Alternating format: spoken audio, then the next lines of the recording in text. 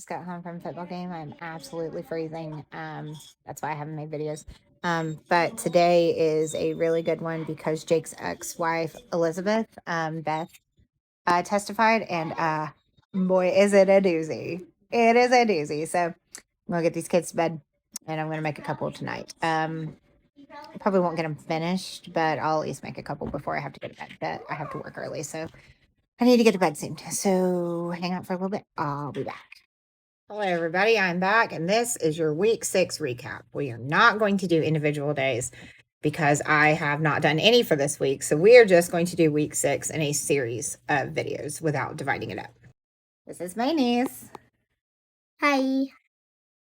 Her name is Brenna. Don't mind the makeup on my shirt. I'm in a mess this morning while I was getting ready. And they are eating some candy. We just got home from a football game. We are absolutely freezing. They are going to eat some candy and go to bed. Okay, so we started Monday morning with counsel having arguments to the judge over whether a witness from Alaska should be allowed to remotely testify. It is a defense witness, so they do have a little bit of time to figure this out still. Sure. So they do still have some time to figure this out. Basically, Judge Deering said that he would rule on this at a later date. Gives them time to figure out if this person can be, what was the word that he used? Heard reliably in the meantime. There were more arguments between the prosecution and defense attorneys about the wording on a PowerPoint presentation, whether transcripts for audio recordings would be used as evidence, and whether recordings should have to be played by the prosecution in full, even if the majority of the recording is empty noise. Like, bro, these jurors are getting paid like $10 a day. Like, they are not trying to sit here and listen to a bunch of white noise. You can play the relevant parts. You don't have to be like this. So our friend Julia from BCI began by explaining how wiretaps are acquired and the differences between the bug that they place in the Wagner's vehicle at the Montana border, and the cell phone taps that they were able to acquire. They were different. The vehicle bug required an agent to call a phone number that would dial them in to listen to what the bug was picking up. It wasn't inherently recording at all times. Phone intercepts alert the agent when a call is being made or received and allows the agent to listen in. The agents are told what they can and can't listen to. They obviously can't listen to anything that is attorney-client privilege. And basically, anybody listening would have determined the pertinence of what they were hearing and would decide whether or not to begin recording the call. So then they started playing several audio recordings that BCI got from the bug in the car at the Montana border. So this would have been the one that they placed while they were all in the separate rooms being interviewed. So head over to part 2 and we'll keep going. Week 6, part 2. So a lot of this recording wasn't able to be heard, like we discussed before, that it was a lot of white noise and the road was loud. And apparently the bug itself wasn't very good at recording. It picked up a lot of interference and like outside noises and stuff, and you couldn't really hear anything. And surprisingly, the Wagners didn't talk much in the car every time. Which you would think after the interviews, but at this point, later we find out that they were so rehearsed on the answers that they would give in any of these situations, and I'm honestly not surprised they didn't talk in the car. In one of the recordings, George is heard speaking to Bullvine, and he's doing the thing where he's telling them about the border agents being bad and that cops, are bad and that sort of thing. And he says, I'm going to read this quote, "You know what they want? The people at the border who talk to you in Sudsy," which is Sophia. "They want to kill your Uncle Jake. They want to kill your," inaudible, I assume grandma. "They want to kill your papa and me for no reason. Because they are bad people. They are bad people. They want us all to die, and they will take you away and give you to bad people. They want to take Sudsy away and give her to bad people. They are bad people. Don't listen to what they tell you. They're liars. That's what they are. They're liars." You can't hear much of this recording. It's just, there's a lot of road noise. There is one hair that keeps flopping in my face. I promise I'm trying to get better about playing with my hair through these whole things. But it's not working. But my hair is staticky and it just keeps flying in my face and it's driving me crazy. Not that you give a shit about that, but whatever. It was really hard to hear. There was a lot of road noise, stuff like that. But later in the recording, George can be heard talking to someone else, and agents were notified that while the bug was being listened to, George called Jake.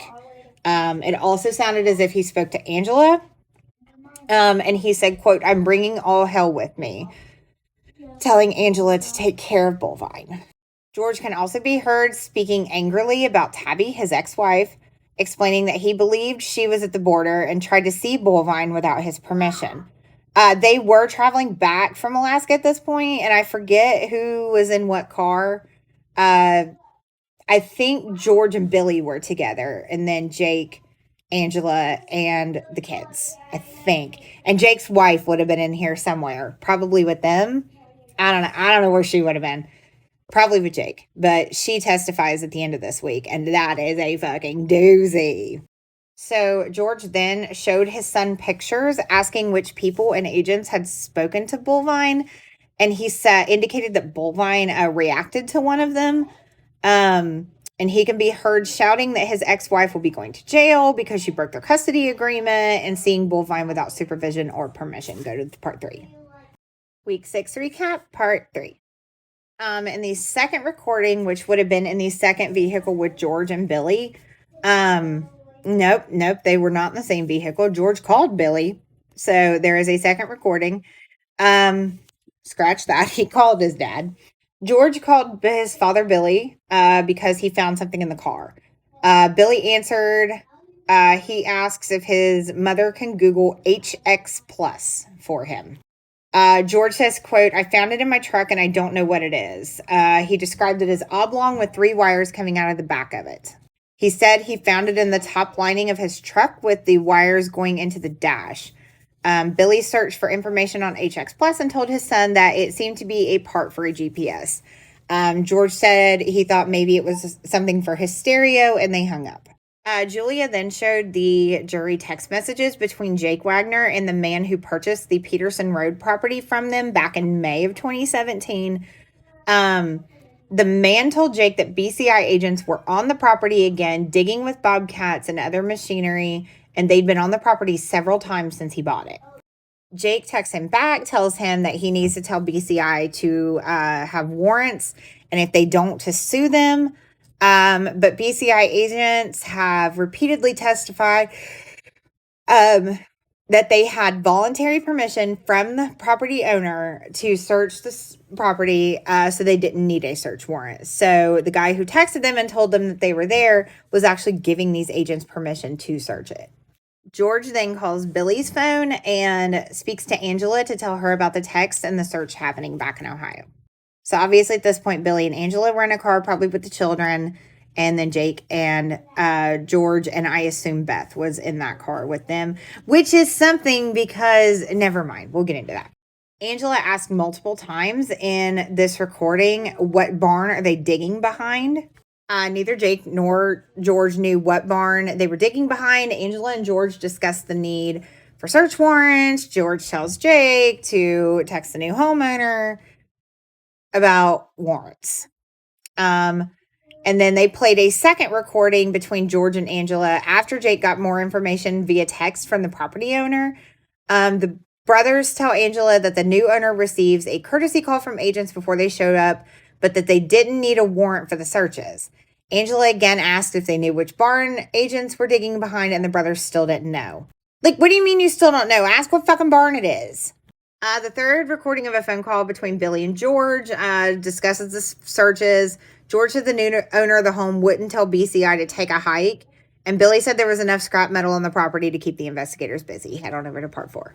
Week 6, part 4. So I misspoke earlier when I talked about them coming back. This is not the same trip as the questioning when they were coming back from Alaska. I'm not real sure when that happened. I thought that was when they were coming back through to Ohio. But now I'm starting to think it was maybe like when they were going to Alaska. No, it wasn't when they came back. It was when they came back. It's late. Anyway, so at this point, I believe they are on their way to Alaska because the search warrants were going to be served. And if you recall, they did serve one before they moved the Peterson Road property. And this one, I believe, was right after. Like I said, it's late. I'm really tired and I want to go to bed. There's another conversation between Angela and George, and another between Angela and Jay, talking about the property in Alaska that Angela had put in George's name, and that it was nice, had 4 acres, no neighbors, welding business across the street. She told George the family would rent the property till the end of the year, and then they would be able to buy it if they liked it and didn't want to leave, which we won't because it's perfect for us, she said. There was another call played where Jake was convinced that there was a BCI agent following him because there was a woman in a car behind him with an Ohio plate. He said he took off going 70 miles an hour. The car was driving at similar speed. He told his mom that he believed BCI probably had an agent trailing the family in case the Peterson Road searches turned up anything so that she was ready to quote unquote, she's right here to nail us. The next recording was between Angela and her mother, Rita Newcomb, after Newcomb had been questioned by BCI agents. Newcomb told her that she was being asked about the paperwork that she notarized that said that Sophia would go to Jake in the event of Hannah Mae's death. Angela told her mother that Hannah Mae had signed it. The mom said Rita Newcomb told investigators that they had Hannah Mae's signature and that it didn't match. And then they pointed out that the forms were printed just before the murders. And Angela said, well, what did you tell them?